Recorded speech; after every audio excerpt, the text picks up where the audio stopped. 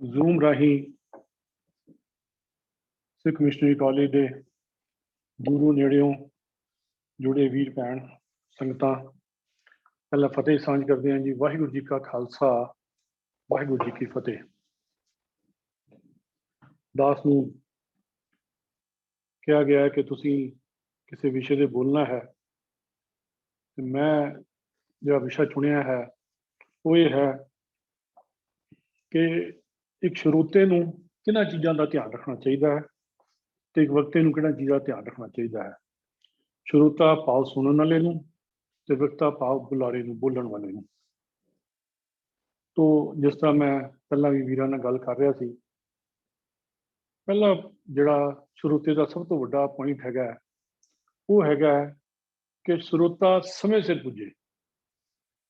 ਅਗਰ ਕੋਈ ਪ੍ਰੋਗਰਾਮ ਤੇ ਤੁਸੀਂ ਜਾਣਾ ਹੈ ਉਹ ਤੁਸੀਂ ਉਹਦਾ ਆਨੰਦ ਮਾਣਨਾ ਚਾਹੁੰਦੇ ਹੋ, ਉਹਨੂੰ ਅੱਛੇ ਤਰੀਕੇ ਨਾਲ ਸੁਣਨਾ ਚਾਹੁੰਦੇ ਹੋ ਔਰ ਸਮਝਣਾ ਚਾਹੁੰਦੇ ਹੋ ਤੇ ਸਮੇਂ ਸਿਰ ਪੁੱਜੋਗੇ। ਤੇ ਪਹਿਲੇ ਸਟਾਰਟਿੰਗ ਦੇ ਵਿੱਚ ਜਿਹੜਾ ਬੁਲਾਰਾ ਬੋਲ ਰਿਹਾ ਹੈ, ਜਿਹੜੀ ਉਹਨੇ ਭੂਮਿਕਾ ਬਣਾਈ ਹੈ, ਅਗਰ ਤੁਸੀਂ ਉਹ ਨਹੀਂ ਸੁਣੀ ਤੇ ਤੁਹਾਡਾ ਜਿਹੜਾ ਟਾਈਟਲਡ ਹੈ ਪ੍ਰੋਗਰਾਮ ਹੈਗਾ, ਜਿਹੜਾ ਸਟਾਰਟਿੰਗ ਹੈਗੀ ਹੈ, ਉਹ ਤੁਸੀਂ ਮਿਸ ਕਰ ਲਿਆ, ਤੁਸੀਂ ਕਾਫੀ ਕੁਝ ਮਿਸ ਕਰ ਜਾਂਦੇ ਹੋ। ਤੁਹਾਨੂੰ ਅੱਗੇ ਲੜੀ ਜੋੜਨ ਲੱਗਿਆ ਟਾਈਮ ਲੱਗਦਾ ਹੈ ਵੀ ਬੁਲਾਰਾ ਅੱਗੇ ਕੀ ਕਹਿ ਰਿਹਾ ਔਰ ਪਿੱਛੇ ਨਾਲ ਮੈਂ ਇਹਨੂੰ ਜੋੜਾਂ। ਸੋ ਸਮੇਂ ਸਿਰ ਪੁੱਜਣਾ ਇੱਕ ਸਭ ਤੋਂ ਵੱਡੀ ਖਾਸੀਅਤ ਹੈ ਸਰੋਤੇ ਦੀ। ਪਰ ਇਹਨੂੰ ਮੈਂ ਥੋੜਾ ਜਿਹਾ ਕਰੈਕਟ ਜ਼ਰੂਰ ਕਰਦੇ ਹਾਂ ਕਿ ਬਾਈ ਚਾਂਸ ਦੀ ਕਿਸੇ ਵਜ੍ਹਾ ਕਰਕੇ, ਕਿਸੇ ਰੀਜ਼ਨ ਕਰਕੇ, ਕੋਈ ਐਸੇ ਮਜਬੂਰੀ ਕਰਕੇ ਅਸੀਂ ਲੇਟ ਹੀ ਹੋ ਜਾਂਦੇ ਹਾਂ ਤੇ ਉਹਦੇ ਵਿੱਚ ਫਿਰ ਇਹ ਵੀ ਨਹੀਂ ਸੋਚਣਾ ਕਿ ਛੱਡੋ ਹੁਣ ਥੋੜਾ ਲੇਟ ਹੋ ਗਏ ਤੇ ਨਹੀਂ ਜਾਂਦੇ। ਉਹਦੇ ਲਈ ਫਿਰ ਮੈਂ ਕਹਿੰਦਾ ਹੁੰਦਾ ਕਿ late is better than never. ਚਲੋ ਲੇਟ ਹੀ ਸਹੀ ਪਰ ਜਾਓ ਤਾਂ ਸਹੀ ਨਾ। ਸੋ ਪਹਿਲੀ ਗੱਲ ਸਮੇਂ ਸਿਰ ਪੁੱਜੋ, ਪਰ ਜੇ ਸਪੋਜ਼ ਕਿਸੇ ਵਜ੍ਹਾ ਕਰਕੇ ਸਮੇਂ ਸਿਰ ਨਹੀਂ ਪੁੱਜ ਸਕੇ ਤੇ ਪਹੁੰਚਣਾ ਜ਼ਰੂਰ ਹੈ, ਹਾਜ਼ਰੀ ਜ਼ਰੂਰ ਕਰਨੀ ਹੈ। ਅਗਲਾ ਪੁਆਇੰਟ ਹੈ ਜੀ ਕਿ ਜਿਹੜਾ ਸਰੋਤਾ ਹੈ ਉਹ ਸ਼ਰਧਾਵਾਨ ਹੋਵੇ, ਉਹਨੂੰ ਇੰਟਰਸਟ ਵੀ ਹੋਵੇ ਵੀ ਮੈਂ ਜਾ ਰਿਹਾ ਤੇ ਮੈਂ ਕੁਝ ਸੁਣਨਾ ਹੈ। ਇੱਦਾਂ ਬੰਦਾ ਚੱਕੀ ਜਾਂ ਜ਼ਬਰਦਸਤੀ ਜਾਂ ਕਿਸੇ ਦੇ ਕਹਿਣ ਤੇ ਆ ਗਿਆ ਹੋਵੇ, ਉਹ ਕੰਮ ਨਾ ਹੋਵੇ। ਉਹਦੇ ਆਪਣੇ ਮਨ ਦੇ ਵਿੱਚ ਇੱਛਾ ਹੋਵੇ ਕਿ ਮੈਂ ਜਾ ਰਿਹਾ, ਮੈਂ ਕੁਝ ਸੁਣਨਾ ਹੈ, ਮੈਂ ਉਹਦਾ ਆਨੰਦ ਮਾਣਨਾ ਹੈ, ਇਹ ਉਹਦੇ ਮਨ 'ਚ ਹੋਵੇ। ਔਰ ਸ਼ਰਧਾ ਦੇ ਨਾਲ ਨਾਲ ਥੋੜਾ ਖੁੱਲੇ ਦਿਮਾਗ ਦਾ ਵੀ ਹੋਵੇ। ਖੁੱਲੇ ਦਿਮਾਗ ਤੋਂ ਭਾਵ ਇਹ ਹੈਗਾ ਕਿ ਉਹ ਐਕਸੈਪਟ ਕਰਨ ਦੀ ਇੱਛਾ ਰੱਖਦਾ ਹੋਵੇ। ਇਹ ਨਾ ਹੋਵੇ ਕਿ ਉਹ ਜਾਵੇ ਔਰ ਜਾ ਕੇ ਜਿਹੜਾ ਪ੍ਰੋਗਰਾਮ ਚੱਲ ਰਿਹਾ ਹੈ ਉਹਨੂੰ ਸੁਣਨ ਦੀ ਬਜਾਏ ਆਪਣੀ ਜਿਹੜੀ ਉਹਦੇ ਮਨ ਦੇ ਵਿੱਚ ਇੱਕ ਧਾਰਨਾ ਬਣ ਚੁੱਕੀ ਹੈ ਉਹਨੂੰ ਨਾ ਛੱਡੇ ਔਰ ਜਿਹੜਾ ਅੱਗੇ ਸਬਜੈਕਟ ਚੱਲ ਰਿਹਾ ਹੈ ਉਹਨੂੰ ਸੁਣਨ ਦੀ ਕੋਸ਼ਿਸ਼ ਨਾ ਕਰੇ, ਉਹਨੂੰ ਐਕਸੈਪਟ ਕਰਨ ਦੀ ਕੋਸ਼ਿਸ਼ ਨਾ ਕਰੇ। ਸੋ ਐਨਾਲਿਸਿਸ ਤੋਂ ਬਾਅਦ ਦੀ ਗੱਲ ਹੈਗੀ ਹੈ, ਪਹਿਲਾਂ ਉਹਨੂੰ ਖੁੱਲੇ ਦਿਮਾਗ ਨਾਲ ਸੁਣੇ, ਉਹਨੂੰ ਵਿਚਾਰੇ। ਇਹ ਉਹਦੇ ਵਿੱਚ ਖਾਸੀਅਤ ਹੋਣੀ ਚਾਹੀਦੀ ਹੈ ਕਿ ਉਹਨੂੰ ਧਿਆਨ ਨਾਲ ਉਹਨੂੰ ਸ਼ਰਵਣ ਕਰੇ। ਇਹਦੇ ਵਿੱਚ ਅਸੀਂ ਪੁਰਾਣੀ ਗੁਰੂ ਸਾਹਿਬ ਦੀਆਂ ਸਾਖੀਆਂ 'ਚ ਦੇਖ ਸਕਦੇ ਹਾਂ ਕਿ ਭਾਈ ਲਹਿਣਾ ਜੀ ਦੇ ਕੋਲ ਜਦੋਂ ਭਾਈ ਜੋਧ ਸਿੰਘ ਜੀ ਗਏ, ਜਾਂ ਭਾਈ ਜੋਧ ਸਿੰਘ ਜੀ ਗੁਰੂ ਨਾਨਕ ਪਾਤਸ਼ਾਹ ਦੇ ਸਿੱਖ ਸਨ, ਜਿਹੜੇ ਕਿ ਫਾਈਨੈਂਸ਼ੀਅਲੀ ਕਮਜ਼ੋਰ ਸਨ, ਗਰੀਬੜੇ ਸਿੱਖ ਸਨ। ਉਹ ਜਦੋਂ ਭਾਈ ਲਹਿਣਾ ਜੀ ਕੋਲ ਗਏ, ਜਿਨ੍ਹਾਂ ਦਾ ਕੰਮ ਦੁਕਾਨਦਾਰੀ ਦਾ ਸੀ, ਉਹਨਾਂ ਕੋਲ ਸੌਦਾ ਲੈਣ ਗਏ ਤੇ ਉਹਨਾਂ ਦੀ ਗਰੀਬੀ ਨੂੰ ਦੇਖਦੇ ਹੋਏ ਭਾਈ ਲਹਿਣਾ ਜੀ ਨੇ ਉਹਨਾਂ ਦੀ ਜਿਹੜੀ ਸੌਦੇ ਦੀ ਜਿਹੜੀ ਮੰਗ ਸੀ ਉਸ ਤੋਂ ਕੁਝ ਵਾਧੂ ਚੀਜ਼ਾਂ ਪਾਤੀਆਂ, ਜਿਸ ਨੂੰ ਦੇਖ ਕੇ ਭਾਈ ਜੋਧ ਸਿੰਘ ਜੀ ਨੇ ਮਨਾ ਕਰਤਾ ਕਿ ਵੀ ਮੈਂ ਉਹੀ ਚੀਜ਼ ਲੈਣੀ ਹੈ ਜਿਹਦੇ ਮੈਂ ਪੈਸੇ ਦਿੱਤੇ ਨੇ ਜਾਂ ਜਿਹਦੀ ਮੇਰੀ ਲੋੜ ਹੈ, ਮੈਂ ਇਸ ਤੋਂ ਫਾਲਤੂ ਆਪਦੀ ਤੋਂ ਕੁਝ ਨਹੀਂ ਲਾਉਣਾ। ਤੇ ਇਹ ਦੇਖ ਕੇ ਭਾਈ ਲਹਿਣਾ ਜੀ ਬੜੇ ਇੰਪਰੈਸ ਹੋਏ ਤੇ ਉਹਨਾਂ ਨੇ ਫਿਰ ਜਦੋਂ ਭਾਈ ਜੋਧ ਸਿੰਘ ਜੀ ਨਾਲ ਵਿਚਾਰਾਂ ਕੀਤੀਆਂ, ਪੁੱਛਿਆ ਵੀ ਤੁਹਾਡੇ 'ਚ ਇੰਨੀ ਠਹਿਰਪਨ ਔਰ ਇੰਨੀ ਦ੍ਰਿੜਤਾ ਕਿੱਦਾਂ ਆਈ ਹੈ, ਤੇ ਉਹਨਾਂ ਨੇ ਫਿਰ ਦੱਸਿਆ ਕਿ ਮੈਂ ਗੁਰੂ ਨਾਨਕ ਪਾਤਸ਼ਾਹ ਤੋਂ ਸਾਰੀ ਕੁਝ ਸਿੱਖੀਆਂ।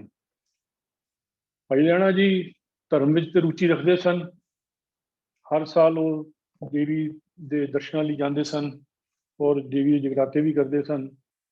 ਉਹਨਾਂ ਦੇ ਮਨ 'ਚ ਇੱਛਾ ਜਾਗੀ कि मैं भी गुरु नानक पातशाह के दर्शन करा। तो जदों भाई लहणा जी गुरु नानक पातशाह को गए, उत्थे दा सारा सिस्टम देखा, संगत की, उपदेश सुने, तो उत्थे उपदेश सुन के वो इन्ने इंप्रैस होए कि उन्होंने अपनियां पुरानियां चीज़ां, पुराने जिहड़े रूटीन सी उन्होंने छड्ड के ते गुरु घर दे हो गए। इन्ने जुड़े, इन्नी सेवा की कि भाई लहणा तो गुरु अंगद देव जी बने। सो जब तक असी खुले दिमाग नाल और ध्यान नाल कोई चीज़ नूं हासिल करने की कोशिश नहीं करांगे ते असी अगे नहीं वध सकांगे, असी उहनूं चंगी तरह समझ नहीं सकांगे। अगला पॉइंट जो मैं नोट किया है, अर्थ समझने की कोशिश करे। एकाग्रता नाल सुनना है। कोई चीज़ अगर कोई दस रहा है उन्होंने बड़े ही एकाग्रता नाल सुने, ध्यान नाल सुने, और जदों कोई तुहानूं इंटरस्टिंग चीज़ लगे तुहाडी सोच के अनुसार उन्होंने नोट भी करे। कापी पेंसिल होवे तो बहुत अच्छी गल, अगर पॉइंट्स नोट कर सकता हो किसी तरीके नाल वो नोट कर लवे। अगर नहीं नोट कर सकता तो जिस तरह अजकल मल्टीमीडिया का जमाना है, वो साढ़े सारे प्रोग्राम यूट्यूब पे या होर तरीके नाल साढ़े कोल पहुंचे हुए हैं, तो ਉਹਦੀ रिकॉर्डिंग भी उन्होंने मिल जाती है। कि नोट करना और रिकॉर्डिंग रखना ਇਹਦਾ मकसद की है? ਇਹਦਾ मकसद यही है कि ਜਦੋਂ ਸਾਨੂੰ ਲੋੜ ਪਵੇ ਅਸੀਂ ਇਹਨੂੰ दोबारा रीकैप कर सकीए, दोबारा सुन सकीए, दोबारा देख सकीए। तो मेरा तजुर्बा है कि मैं काफ़ी टाइम तो क्लास जी गल की जाती है, जो बुलारा बोलता है, शुक्रवार साढ़े हर शुक्रवार दिल्ली इतने क्लास होंगी सी रजौरी गार्डन, तो असी उस क्लास के जोड़ा भी बुलारा आता सी उसकी रिकॉर्डिंग करते सी, ऑडियो रिकॉर्डिंग। वो रिकॉर्डिंग में मैं अगले दिन सवेरे मॉर्निंग वॉक के टाइम या दिने कभी सुन लेंदा सी। वो इन्नी जल्दी अगर दोबारा मैं सुन लेंदा सी तो मेरी वो क्लास दसी हुई गल, वो दसे हुए सिद्धांत बड़े पक्के हो जाते सी। भाव कि मैनू काफ़ी अच्छी तरीके समझ आ जाती सी। क्लास किते कदे मिनटली ध्यान इधर उधर भी होया होए ते कोई डिस्टर्बेंस भी हुई होवे तां भी एकाग्रता जी भंग हुई होंदी है, उहदे विच जिहड़े पॉइंट रह भी गए वो भी उस दोबारा सुनी हुई क्लास में रीकैप होने नाल जिहड़ा है मैं दृढ़ हो जाता सी और मैनू दोबारा उस चीज़ की समझ आ जाती सी। सो पॉइंट नोट करना या उन्होंने दोबारा सुन लेना, जिहड़ा सबजैक्ट तुहानूं खास तौर पर इंटरस्टिंग लगा है, मेरी समझ अनुसार उन्होंने दोबारा सुनोगे तो तुहानूं होर आनंद आएगा, तुसीं होर उस ते परिपक्व हो जाओगे। तीजा जिहड़ा पॉइंट हैगा वो मैं नोट किया जी कि आलस रहत होवे। इदा ना होवे कि बंदा प्रोग्राम तो सुन चलिया है, आलस नाल बैठा होवे, किते ढोल लभे किते मैं ढोल आके बह जावां, सुस्ती च हो जावां। जो सुस्ती च आएगा तो फिर बाहरले फुरनियां च घूम जाएगा, इधर उधर दी गल्लां उहदे दिमाग च आउणगियां, ते जदों इधर उधर दियां गल्लां आउणगियां ते एकाग्र चित तो नहीं हो सकेगा। सो अटेंटिव होके, सावधान होके उन्होंने सुने और सावधान होकर सुनने नाल उन्होंने जिहड़ा है गल दी होर समझ आएगी, आलस जिहड़ी है वो सी बिल्कुल छड्डनी है।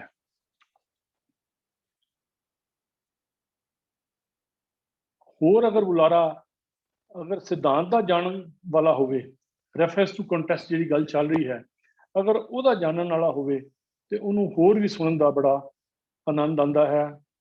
ते उन्होंने ये भी पता लग जाता है कि इस गल दी किते सिद्धांतक तौर पर गल गलत तो नहीं हो रही, भाव किते सिद्धांत नाल समझौता तो नहीं हो रहा, वो इस चीज़ का खास ध्यान रखता है। अगर उन्होंने लगे कि ये किते सिद्धांतक तौर पर गल डिफरेंट की जा रही है तो वो फिर बाद दे विच गुरबाणी के आधार पर इसको दोबारा चैक कर सकता है, उन्हें समझ सकता है। पर अगर रेफरेंस टू कंटेस्ट का पता होएगा तो होर अच्छे तरीके नाल वो सबजैक्ट नाल न्याय कर सकेगा, सुन सकेगा, समझ सकेगा। फिर जी वो पाखंड अते अपने आप की यश दिखाने की वो इच्छा ना रखता होवे। फिर कई बार देखा है कीर्तन के प्रोग्राम के विच आम तौर पर बंदे सिर हिलाई जाते हैं, सिर हिला के उन्होंने कीर्तन झूमते दिखाते हैं, या कोई बंदा बोल रहा है तो वो हाँ हाँ करके या कुछ भी उगारा भर के उन्होंने डिस्टर्ब करने की कोशिश करते हैं और अपने आप को दिखाने की कोशिश करते हैं, अलग जताने की कोशिश करते हैं कि मैं इत्थे कोई अलग बैठा हाँ, मैं स्पैशल हाँ तो मेरे हल ध्यान जाए। सो अपने आप को बिल्कुल शांतमई तरीके नाल इस तरीके नाल बैठना है कि असी अपनी अलग शोभा दिखाने की कोशिश नहीं करनी और दूजियां नूं डिस्टर्ब जिहड़ा है वो बिल्कुल नहीं करना। अगला पॉइंट है जी, जो सुनिया है उस पर अमल करना। सुनना जिहड़ा हैगा वो बहुत इंपॉर्टेंट हैगा ते जिस तरह जपजी साहब दे विच प्रभु कीर्तन सिंह जी ने जो व्याख्या की सी सुनिया दी पौड़ियां दे विच, मैनूं याद है उन्होंने गल की सी कि सुनिया का मतलब सिर्फ सुनना ही नहीं है, मनना भी है। जिस तरह असीं किसी को कह दईए जा भाई एक गिलास पानी का लिया, हुण वो बैठा है, फिर असीं दोबारा कहीए जा भाई एक गिलास पानी का लिया, वो फिर भी बैठा रहे ना जाए तो असीं कह दिंदे भी तू सुनिया नहीं, हालांकि सानू भी पता उन्हें सुनिया तो उन्होंने भी पता सुनिया, पर जे उठ के जाके पानी का गिलास नहीं लैके आया तो असीं समझते हैं भी इन्हें चंगे तरीके नाल गल नूं समझे ही नहीं, साडे वल ध्यान नहीं दिता, गौर नहीं किया और उस ते अमल नहीं किया। सो सुनना सिर्फ कन्नी सुनने वाला गल नहीं है, उन्होंने समझ के उहदे नूं अमल भी करना बहुत जरूरी है, उन्ना ही लाजमी है। फिर सुन के समझ के जो मौका पैंदा है, जो कोई तुहानू टाइम मिलता है या भाव कोई ऐसा जिंदगी च समा आउंदा है, तुसी किसी अपने जानकार नाल, दोस्त मित्र नाल या किसी रिश्तेदार नाल या कोई ऐसा मौका हो तुसी किसी नाल विचार कर रहे हो, टेबल टॉक कर रहे हो, वैसे ही चलते चलते गल कर रहे हो, उदों उस गल का एग्जाम्पल अगर कोई तुहाडी गल चाहता है तो वो दे देना चाहिए है। ਉਹਦੇ ਨਾਲ ਕੀ ਹੋਏਗਾ ਕਿ ਇੱਕ ਤੇ ਤੁਸੀਂ ਜਿਹੜੀ ਚੰਗੀ ਗੱਲ ਦਾ ਮੈਸੇਜ ਉਹਨੂੰ ਦੇ ਦਿੱਤਾ, ਦੂਸਰਾ ਤੁਹਾਨੂੰ ਇਹ ਮਨ 'ਚ ਵੀ ਦ੍ਰਿੜ ਕਰ ਗਿਆ ਵੀ ਮੈਂ ਕਿਸ ਤਰੀਕੇ ਨਾਲ ਇਹ ਗੱਲ ਨੂੰ ਕਰਨਾ ਹੈ। ਮੈਂ ਇੱਕ ਐਗਜ਼ਾਮਪਲ ਦੱਸਦਾ ਤੁਹਾਨੂੰ, ਪਿੱਛੇ ਜੇ ਕਰੋਨਾ ਦੇ ਵਿੱਚ ਬੜਾ ਮਾਰੋ ਮਾਰੀ ਚੱਲ ਰਹੀ ਸੀ ਤੇ ਮੈਂ ਆਪਣੇ ਇੱਕ ਮਿੱਤਰ ਨਾਲ ਸੈਰ ਕਰ ਰਿਹਾ ਸੀ, ਗੱਲ ਕਰ ਰਿਹਾ ਸੀ ਤੇ ਉਹ ਕਹਿੰਦਾ ਵੀਰ ਜੀ ਅਰਦਾਸ ਕਰੀਏ, ਉਹਨਾਂ ਨੂੰ ਵੀ ਕਿਹਾ ਅਰਦਾਸ ਕਰੋ, ਉਹਨਾਂ ਨੂੰ ਵੀ ਕਿਹਾ ਅਰਦਾਸ ਕਰੋ ਵੀ ਇਹ ਮਹਾਰਾਜ ਕਰੇ ਠੀਕ ਹੋ ਜਾਏ। तो मैं कहा जी जरूर करनी चाहिए, अरदास करनी चाहिए है तो अरदास करनी ही बनती है। फिर मैं उन्होंने एक क्लिप जी है मस्कीन जी की 2-3 मिनट की वो उन्होंने भेजी तो मस्कीन जी ने दसिया कि असी जे अरदास करते हैं तो अरदास सुनी जाती है। इसका मतलब ये है कि जो असी सोच रहे हाँ उस अकाल पुरख की भी वही मर्जी है। जे भला असी अरदास की तो नहीं सुनी गई, इसका मतलब ये नहीं कि तुहाडी अरदास नहीं सुनी गई, इसका मतलब ये है कि रब की मर्जी उही सी जो होना होया है, जो तुसी सोच रहे हो रब की मर्जी वो नहीं सी। भाव जो होना है वो उस अकाल पुरख की मर्जी ना ही होना है, तुहाडी मर्जी ना कुछ नहीं होना।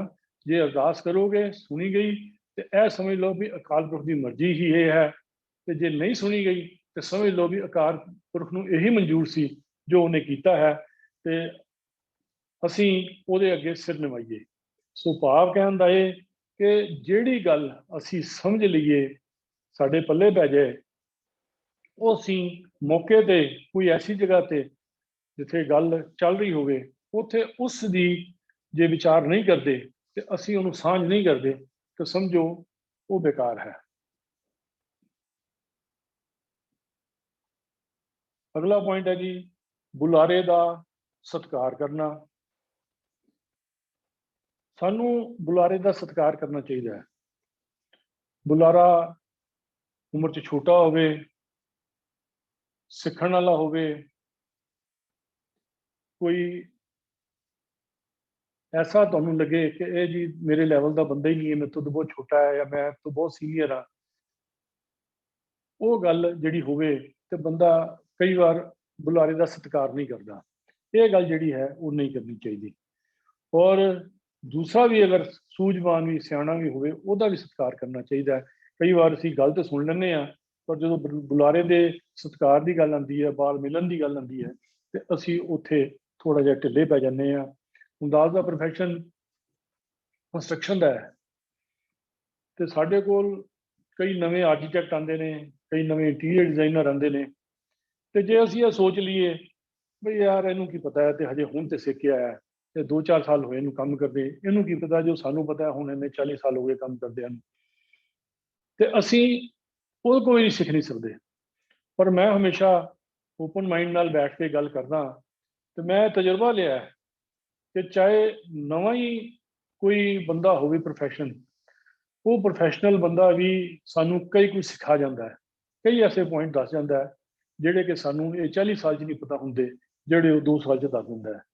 सो कहण तो भाव कि अगर असी सीखना चाहिए तो असी उसको भी सीख सकते हाँ जिहड़ा कि हो सकता है टोटैलिटी दे विच मत विच साढ़े तो उन्ना पढ़िया लिखिया ना होवे, उन्ना सियाणा ना होवे, पर कोई गल्लां सानू ऐसियां दे सकदा हैगा जिहड़ियां कि साडे लई बहुत काम आ सकदियां ने। ते उस तो बाद सवाल पुछना, हुण एक बड़ी वड्डी गल आंदी है कि जदों क्लासिस हैगियां ने, चलो गुरुद्वारे ते इदां दा काम नहीं हुंदा, क्लासिस हैगियां ने, जूम क्लासिस ने, या किसी असी सैमीनार च बैठे हाँ या टेबल टॉक ते बैठे हाँ, उत्थे सवाल पुछण की गल बड़ी आती है। तो ਉਹਦੇ ਵਿੱਚ ਸਾਨੂੰ ਇਹ ਧਿਆन रखना चाहिए कि सवाल साडा छोटा होवे, ये ना होवे कि सवाल असी टू द पॉइंट पुछण की बजाय 10 मिनट का लैक्चर ही दे दीए, तो वो जिहड़ा बुलारा हैगा वो ही परेशान होवे कि मैं ये सवाल इन्हें कित्थों शुरू किया सी ते की पुछ लिया, तो मैं इहनूं कित्थों शुरू करा ते की जवाब दें। सो ये जिहड़ा वक्ता है, बुलारा है, उन्होंने भी कन्फ्यूज़ करने वाला है और बाकी भी सारी चीज़ों डिस्टर्ब करने वाला है। सवाल टू द पॉइंट होवे और छोटा होना चाहिए है। दूसरी गल, जिस तरह हुण वीर जी बाद च कहंदे ने भी किसी का सवाल हैगा तो दसो, एक ने बोलिया, दूजे ने बोलिया, फिर मेरे वर्गा कवे उठ के जी यार मैं तो कोई बोलिया ही नहीं, मेरा तो नाम ही नहीं आना चाहिए आया अजे तक। सिर्फ अपनी हाजिरी लगाने लई सवाल नहीं पूछना भी चलो जी ये कुलवंत सिंह जी सवाल पूछण लगे ने, अपनी हाजिरी लगाने लई सवाल पूछना अगर तुसीं फील करते हो तो वो कोई बहुती चंगी गल नहीं है। जे हाँ तुहानूं कोई लगता भी ये इंपॉर्टेंट चीज़ हैगी, कोई तुहानूं ये लगे कि कोई ऐसी चीज़ जिहड़ी छुट गई है और ਉਹਦਾ अर्थ भी तुहानूं पता है, जवाब भी पता है, फिर भी तुसीं वो सवाल कर सकते हो जिहदे नाल दूजिਆਂ ਨੂੰ फायदा हो सकता है। जे बाकियां ਨੂੰ लाभ हो सकता है तो ਉਹਦੇ ਵਿੱਚ तुसीं वो सवाल पूछ सकते हो, पर सवाल तां ही पुछो जे बहुत जरूरी है। नैक्सट है जी कि सानू बुलारे नाल बहस नहीं करनी चाहिए।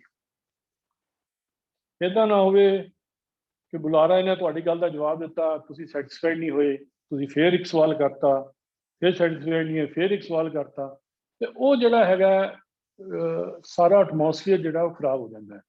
अगर तुहानूं लगदा हैगा कि बुलारा तुहानूं सैटिस्फाइड नहीं कर रहा या तुहानूं नहीं कर पा सकदा, तो उन्होंने गल नूं उत्थे ही मुकाना चाहिए और कोशिश करनी चाहिए है कि उन्होंने एज ए इंडिविजुअल बाद च कभी मिल के या फोन ते या उन्होंने दूसरे तरीके नाल कॉन्टैक्ट करके परसनली मिल के भी ਉਹਦੇ नाल विचार कीतियां जा सकदियां ने, तो उस विषय नूं डिस्कस किया जा सकता है।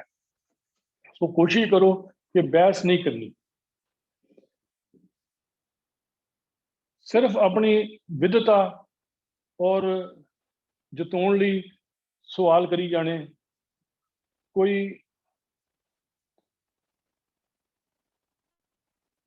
तुहानूं ये लगे कि बुलारे ने कोई गल गलत करती है, इस कॉन्टैक्स्ट के हिसाब नाल वो गल सूट नहीं कर रही, तो कोशिश ये करो कि उन्होंने संगत विच बैठ के टोको नहीं, यह नहीं कि खड़े हो जाओ जी तुसीं तो उदों यह कहता जी तुहाडी यह गलती है जी, उन्होंने भी पता हो बेशक गलती है, तुहानूं भी पता हो गलती है, पर अवॉइड करो उन्होंने पब्लिकली उन्होंने कहण दे।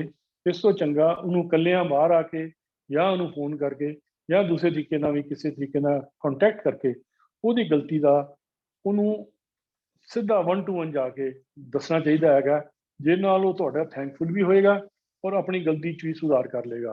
और कई बार ਤੁਸੀਂ ਪਬਲਿਕਲੀ ਜਦੋਂ ਕਹੋਗੇ ਤੇ ਫਿਰ ਉਹਨੂੰ ਕਵਰ ਕਰਨ ਦੀ ਕੋਸ਼ਿਸ਼ ਕਰੇਗਾ, ਉਹ ਗਲਤੀ ਵੀ ਮੰਨਣ ਨੂੰ ਤਿਆਰ ਨਹੀਂ ਹੋਏਗਾ, ਗਲਤੀ ਕਰਕੇ ਵੀ, ਔਰ ਖਾਮ-ਖਾਈ ਬਹਿਸ ਦਾ ਵਿਸ਼ਾ ਬਣੇਗਾ। ਇਸ ਤੋਂ ਸਾਨੂੰ ਬਚਣਾ ਚਾਹੀਦਾ ਹੈ। ਅਗਲਾ ਹੈ ਕਿ ਬੁਲਾਰਾ ਦੇਖ ਕੇ ਸਾਨੂੰ ਗੱਲ ਕਰਨੀ ਚਾਹੀਦੀ ਹੈ, ਕੋਈ ਸਵਾਲ ਕਰਨਾ ਹੈ, ਕੁਝ ਕਰਨਾ ਹੈ। ਹੁਣ ਕੋਈ ਬੁਲਾਰਾ ਮੇਰੇ ਵਰਗਾ ਨਵਾਂ ਤੇ ਉਹਨੂੰ ਸਵਾਲਾਂ ਦੀ ਝੜੀ ਲਾ ਦਿਓ। ਦੇਖਣਾ ਚਾਹੀਦਾ ਹੈ ਕਿ ਬੁਲਾਰਾ ਨਵਾਂ ਹੈਗਾ, ਬੁਲਾਰਾ ਕੋਈ ਬੱਚਾ ਹੈਗਾ ਜਾਂ ਕੋਈ ਵਿਦਵਾਨ ਹੈ। ਅਗਰ ਕੋਈ ਬੁਲਾਰਾ ਬੱਚਾ ਹੈ ਤਾਂ ਉਹਦੇ ਲੈਵਲ ਦਾ ਸਵਾਲ ਪੁੱਛਣਾ ਚਾਹੀਦਾ ਹੈਗਾ। ਅਗਰ ਉਹਨੇ ਆਪਣੇ ਤਿਆਰੀ ਸਿਰਫ ਉਹਨੇ ਹੀ ਸਬਜੈਕਟ ਦੀ, ਉਸੇ ਹੀ ਪੋਰਸ਼ਨ ਦੀ ਕੀਤੀ ਹੈ, ਤੇ ਤੁਸੀਂ ਥੋੜਾ ਬਹੁਤਾ ਇੱਧਰ ਉੱਧਰ ਦਾ ਸਵਾਲ ਪੁੱਛੋਗੇ ਤੇ ਉਹ ਉਹਦਾ ਜਵਾਬ ਨਹੀਂ ਦੇ ਸਕੇਗਾ। ਔਰ ਇਸੇ ਤਰੀਕੇ ਨਾਲ ਨਵਾਂ ਬੁਲਾਰਾ ਹੈ, ਉਹ ਵੀ ਹੋ ਸਕਦਾ ਹੈ ਤੁਹਾਡਾ ਸਵਾਲ ਸੁਣ ਕੇ ਕਨਫਿਊਜ਼ਨ 'ਚ ਆ ਜਾਏ ਤੇ ਉਹ ਜਿਹੜਾ ਪ੍ਰੋਗਰਾਮ ਹੈ ਉਹ ਥੋੜਾ ਜਿਹਾ ਮਾਹੌਲ ਉਹਦਾ ਵਿਗੜ ਜਾਏ ਔਰ ਬੇਸਵਾਦਾ ਜਿਹਾ ਹੋ ਜਾਏ। ਸੋ ਸਵਾਲ ਜਿਹੜਾ ਹੈਗਾ ਬੁਲਾਰੇ ਦੀ ਵਿਧਤਾ ਦੇ ਹਿਸਾਬ ਨਾਲ ਸਮਝ ਕੇ ਸਾਨੂੰ ਦੇਣਾ ਚਾਹੀਦਾ ਹੈ। ਔਰ ਇਸੇ ਤਰੀਕੇ ਨਾਲ ਹੀ ਅਗਰ ਕੋਈ ਵਿਦਵਾਨ ਹੈ ਤੇ ਉਹਦੇ ਕੋਲ ਵੀ ਸਵਾਲ ਕੋਈ ਐਸਾ ਛੋਟਾ ਮੋਟਾ ਐਸਾ ਹਲਕਾ ਸਵਾਲ ਨਹੀਂ ਪੁੱਛਣਾ ਚਾਹੀਦਾ ਕਿ ਸਾਨੂੰ ਆਪਣੇ ਆਪ ਨੂੰ ਸ਼ਰਮਿੰਦਗੀ ਹੋਣ ਲੱਗ ਪਏ ਬਾਅਦ ਵੀ ਇਹ ਮੈਂ ਕਿਸ ਸਵਾਲ ਕਰ ਲਿਆ ਹੈਗਾ। ਔਰ ਨੈਕਸਟ, ਸਾਨੂੰ ਕੋਈ ਐਸਾ ਵਿਵਾਦਿਤ ਸਵਾਲ ਨਹੀਂ ਪੁੱਛਣਾ ਚਾਹੀਦਾ। ਹਰ ਵਾਰੀ ਕਈ ਵਾਰ ਦੇਖਿਆ ਗਿਆ ਹੈ ਕਿ ਬੁਲਾਰੇ ਕੋਈ ਐਸਾ ਸਵਾਲ ਚੁੱਕ ਲੈਂਦੇ ਹਨ ਕਿ ਦੱਸੋ ਜੀ ਇਹ ਰਹਿਤ ਮਰਿਆਦਾ ਦਾ ਮਸਲਾ ਹੈ, ਇਹ ਮੀਟ ਦਾ ਮਸਲਾ ਹੈ, ਇਹ ਆਪਣਾ ਦਸਮ ਗ੍ਰੰਥ ਦਾ ਮਸਲਾ ਹੈ। ਕੋਈ ਐਸੇ ਮਸਲੇ ਜਿਹੜੇ ਕਿ ਪੰਥਕ ਤੌਰ ਤੇ ਹਜੇ ਸੋਲਵ ਨਹੀਂ ਹੋ ਪਾ ਰਹੇ, ਉਹਨਾਂ ਦੇ ਸਵਾਲ ਪੁੱਛੀ ਜਾਣੇ। ਔਰ ਜੋ ਉਹਦੇ ਆਪਣੇ ਮਨ 'ਚ ਉਹਨੇ ਘਰ ਕੀਤਾ ਹੋਇਆ ਹੈ, ਜੇ ਉਹ ਨੌਨ ਵੈਜ ਖਾਂਦਾ ਹੈ ਤੇ ਕਹਿੰਦਾ ਜੀ ਕਿਉਂ ਨਹੀਂ ਖਾ ਸਕਦੇ, ਜੇ ਨਹੀਂ ਖਾਂਦਾ ਤੇ ਕਿਉਂ ਖਾ ਰਹੇ ਹੋ। ਇਸੇ ਤਰੀਕੇ ਨਾਲ ਉਹਨੇ ਜੋ ਮਨ ਬਣਾਇਆ ਉਸ ਤੇ ਅੜ ਕੇ ਉਹ ਸਵਾਲ ਕਰੀ ਜਾਂਦਾ ਹੈ। ਔਰ ਫਿਰ ਕੁਝ ਐਸੇ ਲੰਬੇ ਟੌਪਿਕ ਜਿਹੜੇ ਕਿ ਜਿੱਦਾਂ ਸਿਮਰਨ ਕਿੱਦਾਂ ਕਰਨਾ ਚਾਹੀਦਾ ਹੈ ਜੀ, ਅਕਾਲ ਪੁਰਖ ਦਾ ਨਾਂ ਕੀ ਹੈ ਜੀ, ਅਕਾਲ ਪੁਰਖ ਕਿੱਥੇ ਰਹਿੰਦਾ ਹੈ ਜੀ, ਜਿਨ੍ਹਾਂ ਦੇ ਆਨਸਰ ਸਾਨੂੰ ਪਤਾ ਹੈ ਕਿ ਸ਼ਾਰਟ ਪੀਰੀਅਡ 'ਚ ਨਹੀਂ ਦਿੱਤੇ ਜਾ ਸਕਦੇ, ਉਹ ਬਾਰ-ਬਾਰ ਅਸੀਂ ਪੁੱਛੀ ਜਾਣੇ, ਉਹ ਵੀ ਕੋਈ ਬਹੁਤੀ ਸਿਆਣਪ ਨਹੀਂ ਹੈ। ਤੇ ਅਖੀਰ 'ਚ ਬੁਲਾਰੇ ਨੇ ਜੋ ਕਿਹਾ ਉਹਦੇ ਤੇ ਅਗਰ ਤੁਹਾਡਾ ਮਨ ਹੈਗਾ ਕੋਈ ਟਿੱਪਣੀ ਕਰਨ ਦਾ ਤੇ ਉਹ ਵੀ ਸੰਖੇਪ ਟਿੱਪਣੀ ਹੋਣੀ ਚਾਹੀਦੀ ਹੈ। ਇਹ ਨਾ ਹੋਵੇ ਕਿ ਬੁਲਾਰੇ ਨੇ ਤੇ ਅੱਧਾ ਘੰਟਾ ਲੈਕਚਰ ਲਾਇਆ ਤੇ 20 ਮਿੰਟ ਤੁਸੀਂ ਵੀ ਉਹਦੀ ਟਿੱਪਣੀ 'ਚ ਹੀ ਲਾਤੇ। ਇਹ ਕੋਈ ਬਹੁਤਾ ਸ਼ੋਭਾ ਨਹੀਂ ਹੈ। ਟਿੱਪਣੀ ਟੂ ਦਾ ਪੁਆਇੰਟ ਹੋਣੀ ਚਾਹੀਦੀ ਹੈ। ਅਗਰ ਤੁਹਾਨੂੰ ਕਿਹਾ ਗਿਆ ਵੀ ਤੁਸੀਂ ਇੱਥੇ ਟਿੱਪਣੀ ਕਰੋ ਜਾਂ ਤੁਸੀਂ ਕੋਈ ਟਿੱਪਣੀ ਕਰਨਾ ਚਾਹੁੰਦੇ ਹੋ ਤੇ ਉਹ ਵੀ ਬਹੁਤ ਸ਼ਾਰਟ ਦੇ ਵਿੱਚ ਬਰੀਫ ਇਹਦੀ ਟਿੱਪਣੀ ਹੋਣੀ ਚਾਹੀਦੀ ਹੈ। ਇਹ ਕੁਝ ਪੁਆਇੰਟ ਜਿਹੜੇ ਸੀ ਮੈਂ ਨੋਟ ਕੀਤੇ ਸੀ ਕਿ ਇੱਕ ਸਰੋਤੇ ਨੂੰ ਕਿਸ ਤਰੀਕੇ ਨਾਲ ਕਿਸੇ ਕਲਾਸ 'ਚ, ਕਿਸੇ ਸੈਮੀਨਾਰ 'ਚ, ਸੰਗਤ ਦੇ ਵਿੱਚ ਬੈਠ ਕੇ ਵਿਚਰਨਾ ਚਾਹੀਦਾ ਹੈ। ਇਸੇ ਤਰੀਕੇ ਨਾਲ ਕੁਝ ਕੁ ਪੁਆਇੰਟ ਮੈਂ ਨੋਟ ਕੀਤੇ ਨੇ ਕਿ ਇੱਕ ਸਰੋਤੇ ਨੇ ਇੱਕ ਬੁਲਾਰੇ ਨੇ ਉਹਨੇ ਕਿਸ ਤਰੀਕੇ ਨਾਲ ਸੰਗਤ ਵਿੱਚ ਜਾਣਾ ਹੈ। ਤੇ ਮੈਨੂੰ ਸਭ ਤੋਂ ਪਹਿਲਾਂ ਯਾਦ ਆ ਗਿਆ, ਜਿੱਦਾਂ ਮੈਂ ਪਹਿਲਾਂ ਵੀਰਾਂ ਨਾਲ ਗੱਲ ਕਰ ਰਿਹਾ ਸੀ ਕਿ ਸਾਡੇ ਪੁਰਾਣੇ ਸੀਨੀਅਰ ਵੀ ਸਰਦਾਰ ਨਿੰਦਰਜੀਤ ਸਿੰਘ ਜੀ ਸਮਝਾਉਂਦੇ ਹੁੰਦੇ ਸਨ ਕਿ ਜਦੋਂ ਸੰਗਤ 'ਚ ਜਾਣਾ ਹੈ ਤੇ ਉਹ ਪ੍ਰੋਪਰ ਤਰੀਕੇ ਦਾ ਜੋੜੇ ਘਰ 'ਚ ਜਾ ਕੇ ਜੋੜੇ ਉਤਾਰਨੇ, ਇਹ ਨਹੀਂ ਵੀ ਜਿੱਥੇ ਕਿਤੇ ਮਰਜ਼ੀ ਲਾਤੇ ਔਰ ਆਪਣੇ ਆਪ ਨੂੰ ਅਲੱਗ ਜਿਹਾ ਦਿਖਾਉਣ ਲਈ ਜੋੜੇ ਘਰ 'ਚ ਜੋੜੇ ਲਾਓ, ਜੁਰਾਬਾਂ ਲਾਓ, ਪੈਰ ਧੋਵੋ, ਹੱਥ ਧੋਵੋ, ਫਿਰ ਸੰਗਤ 'ਚ ਜਾਓ, ਕਿਉਂਕਿ ਫਿਰ ਉੱਥੇ ਜਾ ਕੇ ਮੱਥਾ ਟੇਕਣਾ ਹੈ। ਕਈ ਵਾਰ ਕੀ ਹੁੰਦਾ ਹੈ ਕਿ ਅਸੀਂ ਗੁਰਦੁਆਰਾ ਸਾਹਿਬ ਦੇ ਅੰਦਰ ਚੱਕਰ ਚਲੇ ਗਏ, ਫਿਰ ਵਾਪਸ ਆ ਗਏ, ਫਿਰ ਚਲੇ ਗਏ, ਇੱਕ ਅੱਧੀ ਵਾਰ ਪਹਿਲਾਂ ਮੱਥਾ ਟੇਕਿਆ ਵੀ ਹੁੰਦਾ ਹੈ, ਫਿਰ ਵੀ ਜਦੋਂ ਤੁਸੀਂ ਬੋਲਣ ਜਾ ਰਹੇ ਹੋ ਤੇ ਦੁਬਾਰਾ ਅੰਦਰ ਆ ਰਹੇ ਹੋ ਬਾਹਰੋਂ ਤੇ ਆ ਕੇ ਮੱਥਾ ਟੇਕ ਕੇ ਫਿਰ ਹੀ ਆਪਣੀ ਸਟੇਜ ਤੇ ਜਾ ਕੇ ਬਹਿਣਾ ਹੈ। ਇਸ ਚੀਜ਼ ਦਾ ਖਾਸ ਧਿਆਨ ਰੱਖਦਾ ਹੈ ਕਿਉਂਕਿ ਸੰਗਤ ਜਿਹੜੀ ਹੈ ਤੁਹਾਨੂੰ ਵਾਚ ਕਰ ਰਹੀ ਹੈ ਕਿ ਬੁਲਾਰਾ ਕਿੰਨੀ ਕੁ ਸਮਝ ਰੱਖਦਾ ਹੈ। ਅਗਰ ਤੁਸੀਂ ਇਹਨਾਂ ਬੇਸਿਕ ਚੀਜ਼ਾਂ 'ਚ ਫੇਲ ਹੋ ਜਾਂਦੇ ਹੋ ਤੇ ਬੁਲਾਰੇ ਦੀ ਸ਼ਰਧਾ, ਬੁਲਾਰੇ ਦੀ ਸੋਚ ਜਿਹੜੀ ਹੈ ਤੁਹਾਡੇ ਲਈ ਪਹਿਲਾਂ ਹੀ ਨੈਗੇਟਿਵ ਬਣ ਜਾਂਦੀ ਹੈ ਤੇ ਉਹ ਤੁਹਾਨੂੰ ਇੰਨੇ ਵਧੀਆ ਤਰੀਕੇ ਨਾਲ ਅਟੈਂਟਿਵ ਹੋ ਕੇ ਸੁਣਨ ਨੂੰ ਤਿਆਰ ਨਹੀਂ ਹੁੰਦਾ। ਇਹਦੇ 'ਚ ਨੈਕਸਟ ਪੁਆਇੰਟ ਹੈ ਜੀ ਕਿ ਬੁਲਾਰਾ ਰਸਦਾਇਕ ਹੋਵੇ, ਉਹਦੀ ਬਾਣੀ ਜਿਹੜੀ ਹੈ ਬਹੁਤ ਹੀ ਪਿਆਰ ਵਾਲੀ ਹੋਵੇ, ਮਿੱਠਾ ਬੋਲਣ ਵਾਲਾ ਹੋਵੇ, ਸਹਿ ਸੁਭਾਅ ਵਾਲਾ ਹੋਵੇ, ਹੌਲੀ ਹੌਲੀ ਪਿਆਰ ਨਾਲ ਬੋਲਣ ਵਾਲਾ ਹੋਵੇ। ਸਾਡੇ ਵੀਰ ਗੁਰਬੀਰ ਸਿੰਘ ਜੀ ਜਿਹੜੇ ਕਿ ਚਲਾਣਾ ਕਰ ਗਏ ਨੇ, ਉਹ ਬੜੇ ਹੀ ਪਿਆਰ ਨਾਲ ਬੋਲਦੇ ਸੀ। ਉਹ ਜਦੋਂ ਗੱਲਾਂ ਹੀ ਕਰਦੇ ਸੀ ਤੇ ਇੰਨੀਆਂ ਮਿੱਠੀਆਂ ਲੱਗਦੀਆਂ ਸੀ, ਇੱਕ ਨਾਰਮਲੀ ਗੱਲ ਕਰਦੇ ਬੰਦਾ ਬੜੇ ਧਿਆਨ ਨਾਲ ਸੁਣਦਾ ਸੀ ਕਿਉਂਕਿ ਉਹ ਇੰਨੇ ਪਿਆਰ ਨਾਲ ਬੋਲਦੇ ਸੀ। ਇਸੇ ਤਰੀਕੇ ਨਾਲ ਸਰਬਜੀਤ ਸਿੰਘ ਜੀ ਰੇਣੂਕਾ ਹੈਗੇ ਨੇ, ਉਹ ਵੀ ਬਹੁਤ ਵਧੀਆ ਔਰ ਬਹੁਤ ਪਿਆਰ ਨਾਲ ਬੋਲਦੇ ਨੇ। ਉਹ ਜਿਹੜੀਆਂ ਚੀਜ਼ਾਂ ਨੇ ਨਾ हर एक बंदे नूं अट्रैक्ट करदियां ने कि ये बुलारा बहुत वधिया है, ये तो बहुत अच्छे और प्यार नाल बोलण वाला है। ते फिर सब्जैक्ट दे विच किते जे कविता दा टच होवे वो होर वधिया हो जांदा है। किसी सब्जैक्ट दे विच कोई कविता की गल करनी और उन्होंने गा के पढ़ देना बहुत ही वधिया तरीका हुंदा है। साडे चेयरमैन साहब जिहड़े हुण इस दुनिया च नहीं रहे, सरदार प्रिंसीपल हरभजन सिंह जी, उन्हां च खूबी सी, वो अपने लैक्चरां च कथा च भी ईवन वो कुछ कवितावां दे अंश बोलते हुंदे सी। वो मैं उन्हां नूं सुणिआ है कि बड़े ही आनंदमई तरीके नाल वो माहौल बनता है जदों बंदा वो कवितावां नूं भी नाल और बहुत सोहणे तरीके नाल बोलदा है और सब्जैक्ट नाल रिलेटेड हुंदियां ने, उन्हां नूं जो जोड़दा है ते ये भी बड़ा आनंदपूर्वक हुंदा है। श्रोता की रुचि अनुसार अर्थ ते विस्तार संखेप या उन्होंने वड्डा करना चाहिए है। हुण तुसीं जिथे बैठे हो उत्थे आ देखो कि संगत किस तरह की है। अगर कोई सब्जैक्ट तुहाडा हैगा ਉਹਦੇ ਨੂੰ ਤੁਹਾਡਾ 1 घंटे का टाइम है, ਤੁਹਾਡਾ टाइम पौने घंटे का हो गया तो ਉਹਦੇ 'ਚ ਤੁਸੀਂ ਕੋਈ ਸੰਖੇਪ ਕਰਨਾ है, किस पोर्शन ਨੂੰ ਤੁਸੀਂ ਉਹਨੂੰ ਸ਼ਾਰਟ ਕਰਨਾ है, ਕਿਹੜੇ पोर्शन ਨੂੰ ਤੁਸੀਂ ਹੋਰ एक्सपेंड करना है, ਇਹ 'ਚ ਤੁਹਾਡੀ माहिर होना चाहिए हो कि मैं ਕਿਹੜੀ चीज़ ਨੂੰ ज़्यादा एक्सप्लेन करा। फिर जिस तरीके के ऑडियंस हैगे ने सानू उन्हां दा भी ध्यान रख के, श्रोतिਆਂ की उम्र का ध्यान रख के, उन्हां दी होर समर्था नूं देखदे होए कोई लैंगुएज का ध्यान रखना है कि किसी को कोई भाषा ही समझ नहीं आ रही तो वो ड्यूल लैंगुएज यूज़ कर सकते हो, विच इंग्लिश और विच हिंदी पंजाबी कोई भी सबजैक्ट के नाल रिलेटिड तुहानूं लगता है श्रोतिਆਂ के हिसाब नाल जे कोई बहुत ही तुसीं हिंदी बेल्ट 'च बैठे हो और जिन्होंने पंजाबी भी नहीं होंदी, इंग्लिश भी घट होंदी, तुसीं हिंदी का भी यूज़ कर सकते हो, होर लोकल लैंगुएज का यूज़ कर सकते हो। ये कोई हर्ज नहीं है। ये सिर्फ ये है कि तुहाडी गल कीती हुई वो श्रोते तक पहुँचनी चाहिए है। वो गल बहुत इंपोर्टेंट है। कम्यूनीकेशन स्किल तुहाडा जिहड़ा है ना वो बहुत सॉलिड चाहिए है। मैं एक एग्जाम्पल देना चाहना ये कुछ साल पहला एक बार प्रोग्राम बनिया, सरदार तरसेम सिंह जी चेयरमैन होंदे सी धर्म प्रचार कमेटी के, दिल्ली गुरुद्वारा प्रबंधक कमेटी, उन्होंने प्रोग्राम बनाया कि सुखा खालसा स्कूल इत्थे दिल्ली च हैगा, उत्थे प्रिंसीपल नाल गल करके एक दिन लिए स्कूल कहते जी जिहड़ी वड्डियां क्लासां ने जिस दिन छुट्टी है उस दिन बुला लो बच्चों को तो वह सानू दे दिओ 9th 10th 11th 12th ये 4 क्लासां उन्होंने सानू दित्तियां दे के ते उन्होंने कहा जी कि इन्हां दे असीं पीरियड जिस तरह लगते हैं उदा ही लगावांगे ते उहदे च सबजैक्ट वंड दिते बुलारियां नूं भी जिस तरह दास नूं सिख रहत मर्यादा का सबजैक्ट दिता गया भी तुसीं 4 पीरियड 5 पीरियड लैणे ने ते तुसीं यही सबजैक्ट लैना है। पहला 9th एवली जाना है, फिर 11th जाना है, फिर 10th जाना है। इस तरह पीरियड की जिस तरह सैटिंग सी उस तरीके नाल उन्होंने सानू दे दिता। हुण पौने घंटे का सबजैक्ट पीरियड सीगा, पौने घंटे दे विच 45 मिनट दे विच असीं जिहड़ी उहनूं सिख रियात मर्यादा की गल दसनी सी। हुण मेरे कोल जिहड़ा श्रोता सी ऑडियंस सी वो सी स्कूली बच्चे। मैं हूँ बड़ा सोच के ध्यान नाल लग्या कि मैं जी भूमिका पहले ही लैके बह जावां जी कदों बनी सी, कितना टाइम लगा सी, कितना वो होया सी, किन्ने बंदे इकट्ठे हुए सी, ਉਹਦੇ दी टाइम खराब करी जावां, वो गल नहीं बनती। और फिर जे मैं इनू शुरू भी करा तो शुरू च इन्ना एक्सप्लेन करता रहा कि अगे पहुँच ही ना सका तो या मैं जल्दी जल्दी च सारा कुछ ही दस दियाँ पर समझ कुछ भी ना आवे बंदियां नूं, ये भी गल ठीक नहीं है। तो फिर मैं अल्टीमेटली रिजल्ट कढ़िया कि मैं उन्होंने जिन्ना क समझावां, जिन्ना क टच करा वो घट्टो घट्ट उन्होंने पल्ले पै जाए।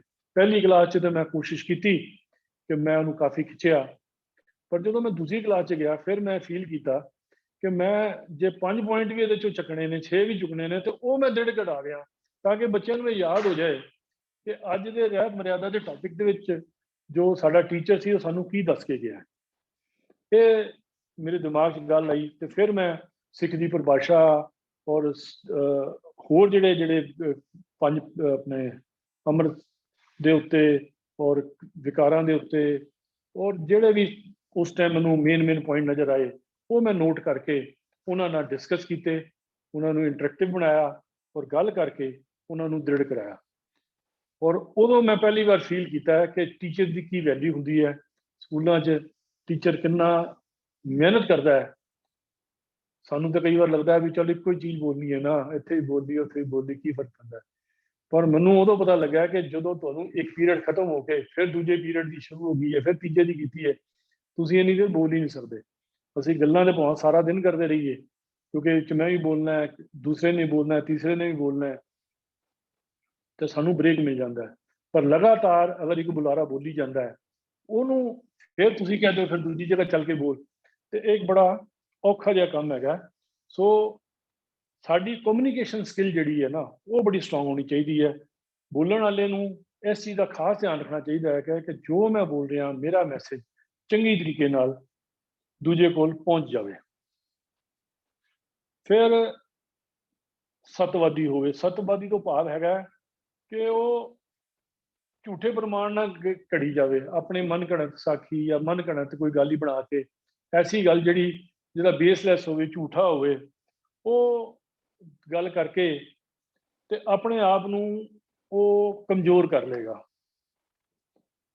ਉਹਦੇ ਨਾਲ ਕੀ ਹੋਏਗਾ ਕਿ ਜੇ ਬੁਲਾਰੇ ਨੂੰ ਉਸ ਚੀਜ਼ ਦਾ, ਕਿਸੇ ਡਾਟੇ ਦਾ ਜਾਂ ਕਿਸੇ ਗੁਰਬਾਣੀ ਦੀ ਪੰਕਤੀ ਦਾ, ਜਿੱਦਾਂ ਕੋਈ ਨਾਮ ਕੁਮਾਰੀ ਨਾਨਕਾ ਚੜ੍ਹੀ ਰਹੇ ਦਿਨ ਰਾਤ ਕੋਈ ਬੋਲ ਦੇਵੇ ਜੀ ਗੁਰਬਾਣੀ 'ਚ ਕਿਹਾ ਹੈ, ਤੇ ਉਹ ਜਿਹੜਾ ਬੁਲਾਰੇ ਨੂੰ ਪਤਾ ਵੀ ਇਹ ਤਾਂ ਗੁਰਬਾਣੀ ਨਹੀਂ ਹੈ, ਤੇ ਉਹ ਪਕੜਿਆ ਜਾਏਗਾ ਵੀ ਇਹਨੂੰ ਤਾਂ ਕੱਖ ਹੀ ਨਹੀਂ ਆਉਂਦਾ, ਇਹ ਤੇ ਢਿੱਲਾ ਮੱਠਾ ਹੀ ਬੰਦਾ ਹੈ ਬੁਲਾਰਾ।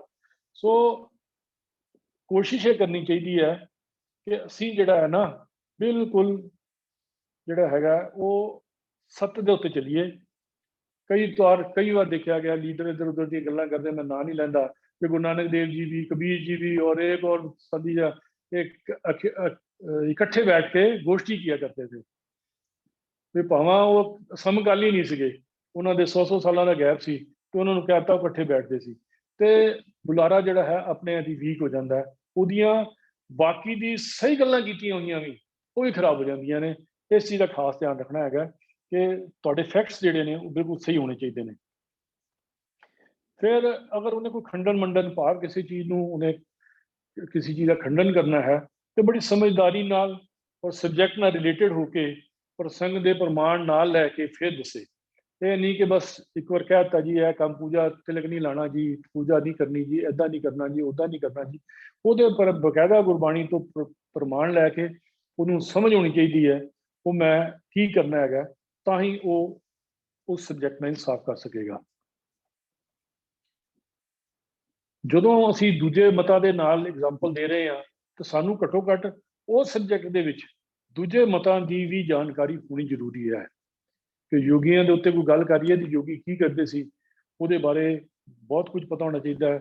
ਯਾਨੀ ਸੁਰਜੀਤ ਸਿੰਘ ਜੀ ਸਾਡੇ, ਮੈਨੂੰ ਯਾਦ ਹੈ, ਇਸ ਕੰਮ 'ਚ ਬੜੇ ਐਕਸਪਰਟ ਹੁੰਦੇ ਸੀ ਕਿ ਅਸੀਂ ਤਾਂ ਕਹਿੰਦੇ ਸੀ ਵੀ ਇਹਨਾਂ ਨੂੰ ਗੁਰਮਤਿ ਦੀਆਂ ਇੰਨੀਆਂ ਸਾਖੀਆਂ ਨਹੀਂ ਪਤਾ ਹੋਣੀਆਂ ਜਿੰਨੀਆਂ ਮਨਮਤ ਦੀਆਂ ਇਹਨਾਂ ਨੂੰ ਪਤਾ ਹੈ, ਕਿਉਂਕਿ ਉਹਨਾਂ ਦੀ ਇਹ ਮਾਸਟਰੀ ਸੀਗੀ ਕਿ ਉਹਨਾਂ ਦੀ ਕੰਪੈਰੀਟਿਵ ਸਟੱਡੀ, ਦੂਜੇ ਧਰਮਾਂ ਦੀ ਜਾਣਕਾਰੀ ਵੀ ਬਹੁਤ ਚੰਗੀ ਸੀ, ਜਿਹਦੇ ਨਾਲ ਉਹ ਉਸ ਸਬਜੈਕਟ ਨਾਲ ਇਨਸਾਫ ਕਰਦੇ ਸੀਗੇ। ਉਹਨਾਂ ਨੂੰ ਸਾਰੀਆਂ ਜਿਹੜੀਆਂ ਗੁਰਬਾਣੀ ਦੇ ਵਿੱਚ ਵੀ ਤੇ ਜਿਹੜੀਆਂ ਸਾਖੀਆਂ ਮਨ ਘੜਤ ਆਉਂਦੀਆਂ ਨੇ, ਜਿਹੜੀਆਂ ਦੂਜੇ ਧਰਮਾਂ ਨਾਲ ਜੁੜੀਆਂ ਨੇ, ਉਹਨਾਂ ਦੀ ਡਿਟੇਲ ਪਤਾ ਹੁੰਦੀ ਸੀ, ਤਾਂ ਹੀ ਉਹ ਆਪਣੇ ਸਬਜੈਕਟ ਨੂੰ ਬੜੇ ਅੱਛੇ ਤਰੀਕੇ ਨਾਲ ਦੱਸ ਸਕਦੇ ਸੀਗੇ।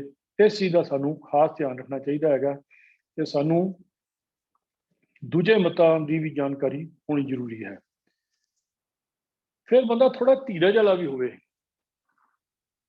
ਧੀਰਜ ਵਾਲੇ ਦਾ ਮਤਲਬ ਇਹ ਹੈਗਾ ਕਿ ਕੋਈ, ਹੁਣ ਮੈਂ ਗੱਲ ਕਰ ਰਿਹਾ, ਵਿੱਚ ਕੋਈ ਆਂਦੇ ਮਾਈਕ ਹੀ ਖਰਾਬ ਹੋ ਗਿਆ, ਕੋਈ ਲਾਈਟ ਹੀ ਚਲੇ ਗਈ, ਕੋਈ ਨੈਟਵਰਕ ਦੀ ਪ੍ਰੋਬਲਮ ਹੋ ਗਈ, ਤੇ ਮੇਰੇ ਕੋਲ ਬੈਠਾ ਕੋਈ ਆਇਆ, ਕਮਰੇ 'ਚ ਆਇਆ, ਮੈਂ ਉਹਨੂੰ ਹੀ ਡਾਂਟਣ ਲੱਗ ਪਿਆ। ਮੈਨੂੰ ਯਾਦ ਹੈ, ਇੱਕ ਨਾਮ ਨਹੀਂ ਲੈਂਦਾ, ਇੱਥੇ ਸਾਡਾ ਸਿੱਖ ਲੀਡਰ ਹੈਗਾ, ਉਹ ਕੋਈ ਰਿਕਾਰਡਿੰਗ ਕਰਾ ਰਿਹਾ ਸੀ, ਰਿਕਾਰਡਿੰਗ ਕਰਦੇ ਕਰਦੇ ਤੇ ਉਹ ਵਿੱਚ ਕੋਈ ਸਫਾਈ ਕਰ ਰਹੀ ਸੀ, ਉਹਦੀ ਵਾਈਫ ਸੀ ਜਾਂ ਕੌਣ ਸੀ, ਤੇ ਉਹ ਵਿੱਚੇ ਹੀ ਬੋਲ ਪਿਆ, ਉਹਨੂੰ ਗਾਲਾਂ ਹੀ ਕੱਢਣ ਲੱਗ ਪਿਆ ਕਿ ਤੂੰ ਕੀ ਠੱਪ ਠੱਪ ਕਰਨ ਲੱਗ ਪਈ ਹੈ। ਉਹ ਵੀਡੀਓ ਇੰਨੀ ਵਾਇਰਲ ਹੋਈ ਕਿ ਇਹ ਸਾਡੇ ਪੰਥਕ ਲੀਡਰਾਂ ਦਾ ਹਾਲ ਹੈ।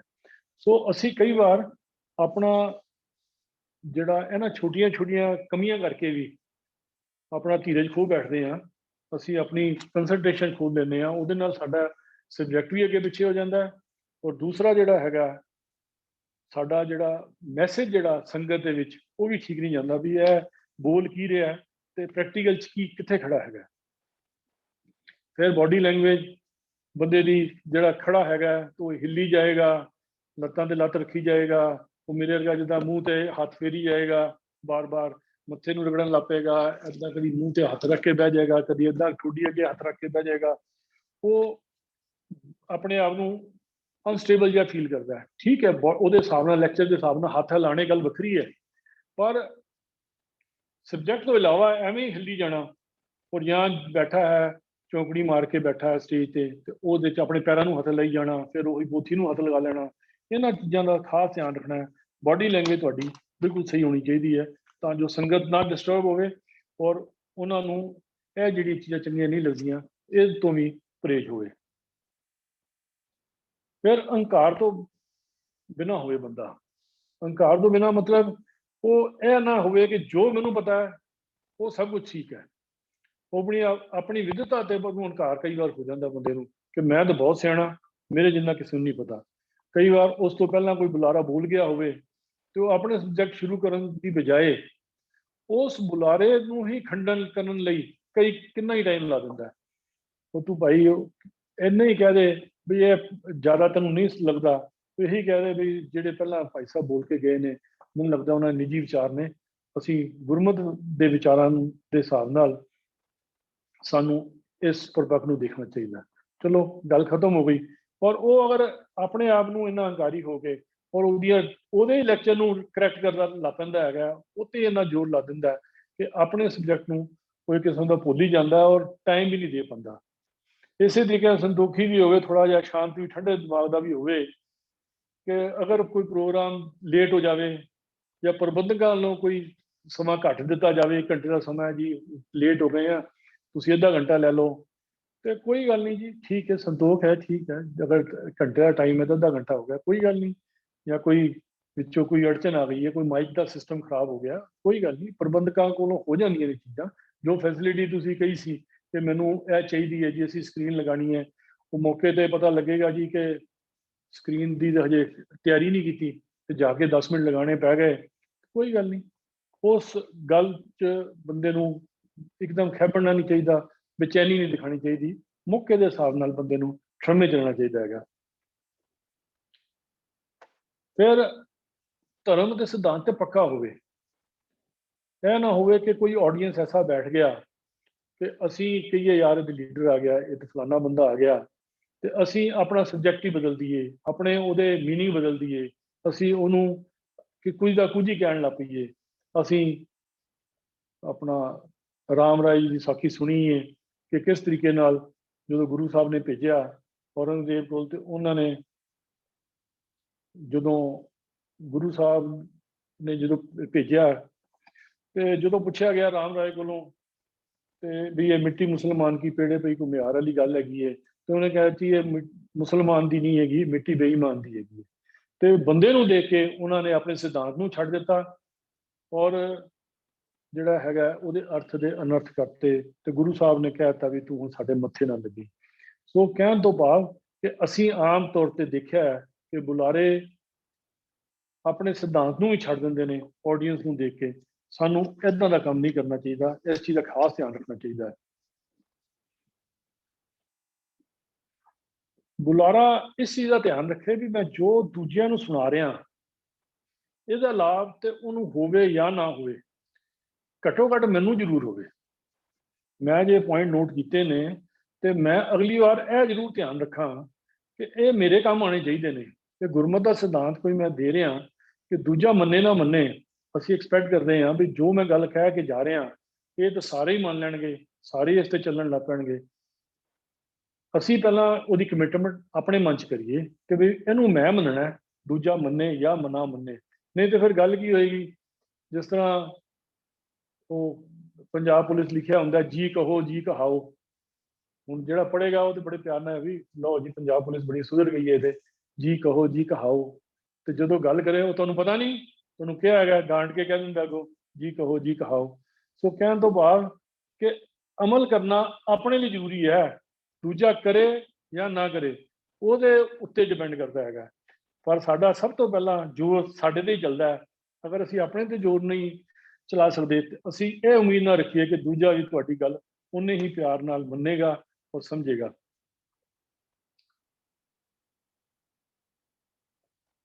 गुरबाणी के प्रमाण देन लग्या, कोई डाटा देन लग्या, तरीका देन लग्या, बहुत खास ध्यान रखना चाहिए है।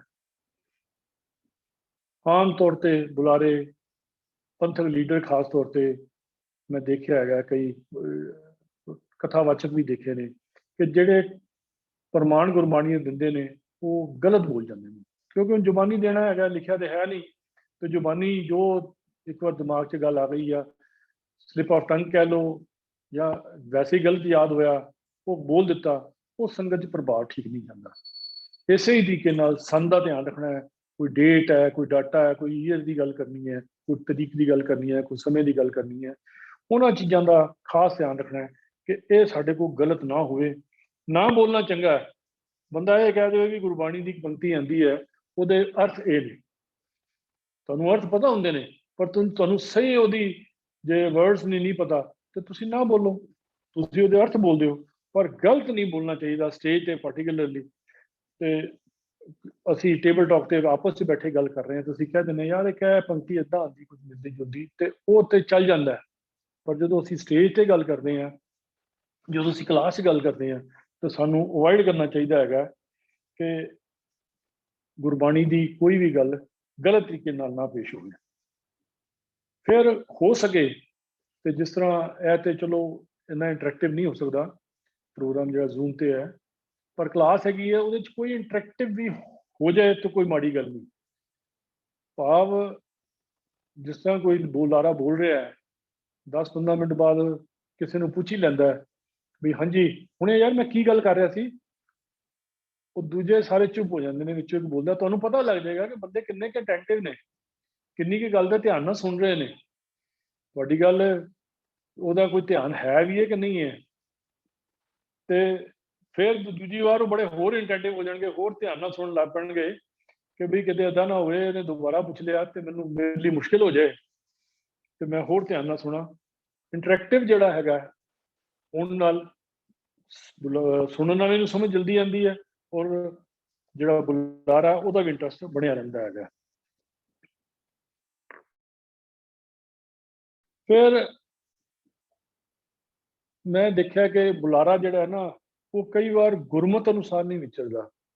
असीं गए लैक्चर दिता, कथा की, आ गए, बाहर आके ऊट पटांग दी गल्लां कर लग पैणीआं, बेसिर पैर की कोई गल कर लई, कोई उल्टे सीधे मजाक कर ले, ਉਹਦਾ प्रभाव भी बड़ा गलत पैंदा है। संगत दे विच जो तुसीं जाना तुहानूं तुहाडे बारे एक सत्कार, तुहाडे जो उत्थे संगत दे विच वर्ड्स बोले ने, जो तुसीं गुरमत दी गल कीती है, ਉਹਦਾ एक इंप्रैशन संगत दे उत्ते तुहाडा पिया होया है, ते तुसीं आके उस तो उल्ट बिहेव करना शुरू कर दोगे, तो वो जिहड़ा तुसीं काम अंदर करके आए हो, जो अंदर तुसीं चंगी चीज़ दे के आए हो, वो तो आप ही पोचा फेरता, उन्होंने आप ही तुसीं खत्म करता, रिजेक्ट करता, ਉਹਦਾ बोलिया तुहाडा बिल्कुल बेकार चला गया। इस करके इस चीज़ का खास ध्यान रखना है कि अपने आप को संगत के विचरण लगे बहुत खास ध्यान रखना है। अपने लाइफ स्टाइल भी फिर उस तरीके नाल बनाओ जिस नाल कि तुहानूं जो तुसीं कह रहे हो ਉਹਦੇ ते टिके। फिर जिहड़ा गल श्रोते नाल है वो सेम गल हुण वक्ते नाल आ जांदी है कि सवाल पुछण वाले ते ध्यान नाल जवाब दिओ। जे तुहानूं जवाब आंदा है तो ਉਹਦਾ जवाब ठीक ठाक दे दिओ। जो उन्हें पुछया ਉਹਦਾ जवाब टू द पॉइंट दिओ। कई बार की हुंदा है कि अगर पौने घंटे का लैक्चर हैगा तो उस तो बाद सवाल किसी ने पूछ लिया तो 15 मिनट एक सवाल जवाब ही ला दिया फिर दोबारा, तो वो गल चंगी नहीं लगती। अगर उन्हें सवाल पूछा तो टू द पॉइंट जवाब दो, क्योंकि साडा मेन विषय खत्म हो गया, तो जवाब सानू टू द पॉइंट ही देने चाहिए ने।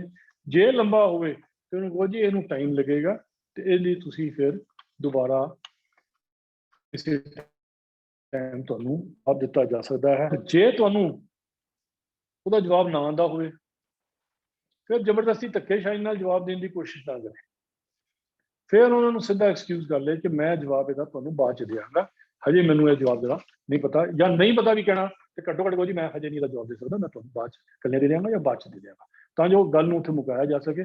ਪਰ ਗਲਤ ਜਵਾਬ ਦੇਣਾ ਉਹ ਹਰ ਇੱਕ ਚੀਜ਼ ਤੋਂ ਗਲਤ ਹੀ ਹੈ, ਉਲਟ ਹੈ, ਉਹ ਸ਼ੋਭਾ ਨਹੀਂ ਦਿੰਦਾ।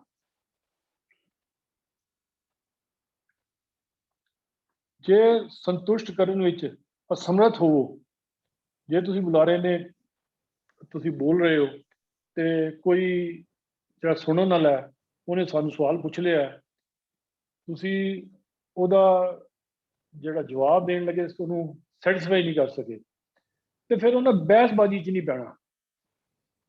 ਉਹਨੂੰ ਇਹ ਨਹੀਂ ਕਹਿਣਾ ਜੀ ਇੱਦਾਂ ਨਹੀਂ ਇੱਦਾਂ ਇੱਦਾਂ ਨਹੀਂ, ਫਿਰ ਉਹ ਦੋ ਸਵਾਲ ਤੁਹਾਨੂੰ ਪੁੱਛੇਗਾ, ਫਿਰ ਤੁਸੀਂ ਦੋ ਜਵਾਬ ਫਿਰ ਦਿਓਗੇ। ਉਹ ਜਿਸ ਤਰੀਕੇ ਨਾਲ ਸਰੋਤੇ ਦੀ ਗੱਲ ਕੀਤੀ ਸੀ, ਇਸੇ ਤਰੀਕੇ ਨਾਲ ਵਕਤੇ ਨੂੰ ਵੀ ਬਹਿਸਬਾਜ਼ੀ 'ਚ ਨਹੀਂ ਪੈਣਾ ਚਾਹੀਦਾ। ਤੁਹਾਨੂੰ ਲੱਗਦਾ ਹੈ ਕਿ ਇਹ ਸਰੋਤਾ ਜਿਹੜਾ ਹੈਗਾ ਅੜੀ ਤੇ ਆ ਗਿਆ ਵੀ ਨਹੀਂ ਜੀ ਮੈਨੂੰ ਤਾਂ ਇੱਦਾਂ ਹੀ ਠੀਕ ਲੱਗਦਾ, ਤੇ ਉੱਥੇ ਫਿਰ ਚੁੱਪ ਕਰਕੇ ਗੱਲ ਨੂੰ ਮੁਕਾ ਦੇਣਾ ਚਾਹੀਦਾ ਹੈ। ਤੇ ਫਿਰ ਅੰਤ ਵਿੱਚ ਹੋਈਆਂ ਹੋਈਆਂ ਗਲਤੀਆਂ ਦੀ ਮਾਫੀ ਜ਼ਰੂਰ ਮੰਗਣੀ ਚਾਹੀਦੀ ਹੈ। ਵੀ ਹੁਣ ਮੈਂ ਆਪ ਜੀ ਨਾਲ ਵਿਚਾਰ ਸਾਂਝੇ ਕੀਤੇ ਹਨ, ਬਥੇਰੀਆਂ ਗਲਤੀਆਂ ਕੀਤੀਆਂ ਹੋਣਗੀਆਂ, ਤੇ ਉਹਦੇ ਲਈ ਮੈਂ ਦਾਸ ਆਪ ਸਭ ਕੋ ਮਾਫੀ ਮੰਗਦਾ ਹੈ। ਵੀ ਕਿਤੇ ਕਿਤੇ ਸਲਿਪ ਆਫ ਟੰਗ ਹੋਵੇ, ਕਿਤੇ ਮੈਂ ਕੋਈ ਗਲਤ ਲਫ਼ਜ਼ ਯੂਜ਼ ਕਰ ਗਿਆ ਹੋਵਾਂ, ਜਾਂ ਮੈਂ ਸਿਧਾਂਤਕ ਤੌਰ ਤੇ ਕੋਈ ਸਹੀ ਮੈਸੇਜ ਨਾ ਦੇ ਪਾਇਆ ਹੋਵਾਂ, ਉਹਦੇ ਲਈ ਦਾਸ ਮਾਫੀ ਮੰਗਦਾ ਹੈ। ਇੱਕ ਗੱਲ ਹੋਰ ਹੈਗੀ ਹੈ, ਕਈ ਬੁਲਾਰੇ ਜਾਣ ਕੇ ਬਹਿਸ ਕਰਨਾ ਚਾਹੁੰਦੇ ਹਨ। ਉਹ ਤੁਹਾਡੇ ਕੋਲ ਐਸਾ ਸਵਾਲ ਪੁੱਛੀ ਜਾਣਗੇ ਜਿਹੜਾ ਨਾਲ ਕਿ ਤੁਹਾਡਾ ਮਾਹੌਲ ਖਰਾਬ ਹੋਵੇ। ਉਹ ਸਵਾਲ ਪੁੱਛਣ ਲਈ ਸਵਾਲ ਨਹੀਂ ਪੁੱਛਦੇ, ਉਹ ਤੁਹਾਨੂੰ ਦੂਜੇ ਪਾਸੇ ਮੋੜਨ ਲਈ ਸਵਾਲ ਪੁੱਛਦੇ ਨੇ। ਤੇ ਐਸੇ ਸਵਾਲ ਦਾ ਜਵਾਬ ਜਾਂ ਤੇ ਦੇਣ ਤੋਂ ਉਹਨੂੰ ਕਈ ਇਹ ਕਹਿ ਦੇਣਾ ਕਿ ਤੁਹਾਨੂੰ ਬਾਅਦ ਚ ਦੱਸਾਂਗੇ ਜੀ, ਤੇ ਜਾਂ ਉਹਨੂੰ ਅਵੋਇਡ ਕਰਕੇ ਗੱਲ ਨੂੰ ਅੱਗੇ ਤੋਰਨਾ ਚਾਹੀਦਾ ਹੈ। ਇੰਨੀ ਕੁ ਜੋ ਮੇਰੀ ਸਮਝ ਸੀ ਉਹਦੇ ਹਿਸਾਬ ਨਾਲ ਮੈਂ ਕੁਝ ਪੁਆਇੰਟ ਨੋਟ ਕੀਤੇ ਸੀ, ਆਪ ਨਾਲ ਸਾਂਝੇ ਕੀਤੇ ਹਨ। ਹੋਈਆਂ ਗਲਤੀਆਂ ਦੀ ਮਾਫੀ। ਵਾਹਿਗੁਰੂ ਜੀ ਕਾ ਖਾਲਸਾ, ਵਾਹਿਗੁਰੂ ਜੀ ਕੀ ਫਤਿਹ। ਵਾਹਿਗੁਰੂ ਜੀ ਕਾ ਖਾਲਸਾ, ਵਾਹਿਗੁਰੂ ਜੀ ਕੀ ਫਤਿਹ। ਬਹੁਤ ਬਹੁਤ ਧੰਨਵਾਦ ਵੀਰ ਕੁਲਵੰਤ ਸਿੰਘ ਜੀ ਦਾ। ਅਸੀਂ ਉਹਨਾਂ ਨੂੰ ਬੜੇ ਸਮੇਂ ਤੋਂ ਰਿਕੁਐਸਟ ਕਰਦੇ ਆ ਰਹੇ ਸੀਗੇ ਤੇ ਉਹਨਾਂ ਨੇ ਚੰਗਾ ਸਮਾਂ ਲਗਾ ਕੇ ਤਿਆਰੀ ਕਰਕੇ ਇਸ ਅਹਿਮ ਸਬਜੈਕਟ ਨੂੰ ਸਾਡੇ ਨਾਲ ਸਾਂਝਾ ਕੀਤਾ ਹੈ।